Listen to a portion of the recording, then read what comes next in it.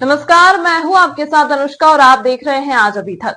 मोहन 100 दिन में 100 गुना। जी हां, वर्तमान प्रदेश के प्रधान सेवक डॉक्टर मोहन यादव के कार्यकाल के आज पूरे 100 दिन हो चुके हैं। इन 100 दिनों में क्या क्या नया मिला, इस बात का प्रश्न सभी के दिमाग में उठ रहा होगा और ये उठना भी चाहिए, क्योंकि आज यदि कांग्रेस के 70 सालों के कार्यकाल और मोदी के 10 सालों के कार्यकाल की तुलना की जाए तो अंतर किसी को बताने की जरूरत नहीं होगी। कारण जो काम मोदी के कार्यकाल में हुए वो कांग्रेस के कार्यकाल में 70 सालों में नहीं हुए। हम किसी सरकार की या व्यक्ति के कार्य करने की तरफदारी नहीं कर रहे, परंतु अंतर इतना बड़ा है कि उसे देखने की नहीं बल्कि गर्व करने की आवश्यकता है। और आज देश के हर व्यक्ति को भारत के इस शक्तिशाली स्वरूप को देखकर गर्व महसूस होता है। ठीक उसी प्रकार से मध्य प्रदेश में भी शिवराज सरकार और मोहन सरकार का अंतर भी बहुत बड़ा है। इस बात को स्वीकारना चाहिए कि शिवराज सरकार में अफसरशाही और भ्रष्टाचार हावी था, जिसके चलते गरीब जनता के कल्याण के लिए योजना तो थी, परंतु उसका क्रियान्वयन धरातल पर न होकर सिर्फ कागजों पर ही हो रहा था। जबकि मोहन सरकार की सबसे बड़ी और तारीफ करने योग्य बात यही है कि प्रदेश की गरीब जनता को लग रहा है कि कोई सरकार है जो उसकी सरकार है। और ये बात जब प्रदेश हो या प्रदेश की जनता को महसूस होने लगती है तो इसका मतलब ही है कि राजा के कदम सही दिशा में उठ रहे हैं। आज प्रदेश में मोदी की गारंटी को साबित नहीं करना पड़ रहा, बल्कि गारंटी से ही कार्य किया जा रहा है। जिस तरह 2047 तक भारत विकसित भारत कहलाएगा, उसी तरह मोहन सरकार में प्रदेश देश का रोल मॉडल प्रदेश बनेगा। इस बात में कोई संदेह नहीं है।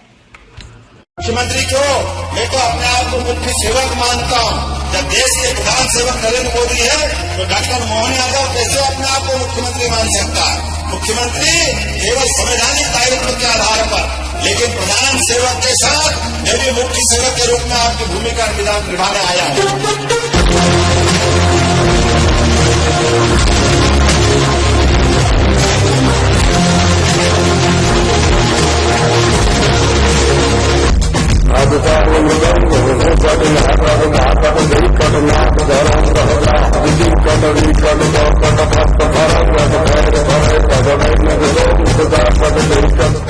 एक तरफ ये लोग जो रोज नरेंद्र मोदी जी के बारे में गलत बोलते हैं, राम मंदिर का निर्माण का निमंत्रण दो उनको, वो निमंत्रण ठुकराते हैं।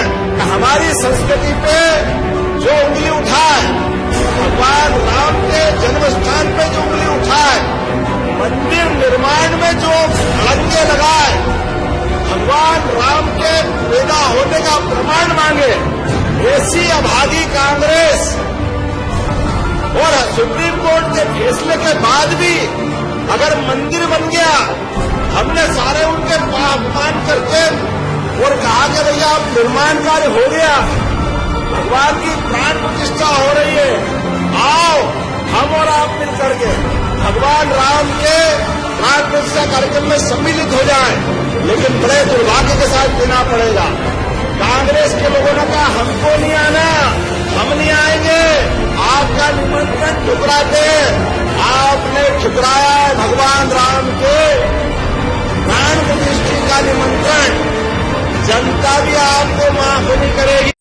जिनके हाथ में डमरू है उनकी सरकार। देव महादेव।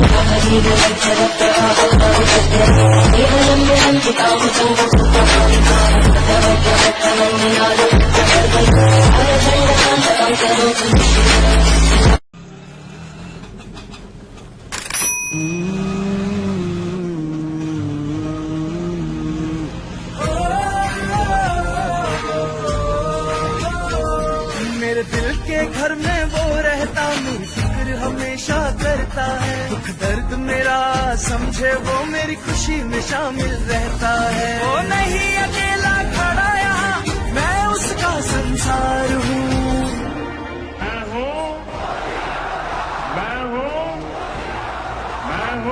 मैं मोदी का परिवार हूँ, मैं मोदी का परिवार हूँ, मैं मोदी का परिवार हूँ, मैं मोदी का परिवार हूँ। कांधे पे रख के हाथ मेरे मुझको वो समझाता है, वो देता हर पल साथ मेरा, मेरा हौसला बढ़ाता है। परवाह उसे है मेरी, मैं उसका पहरेदार हूँ। मैं मोदी का परिवार हूँ, मैं मोदी का परिवार हूँ, मैं मोदी का परिवार हूँ, मैं मोदी का परिवार हूँ।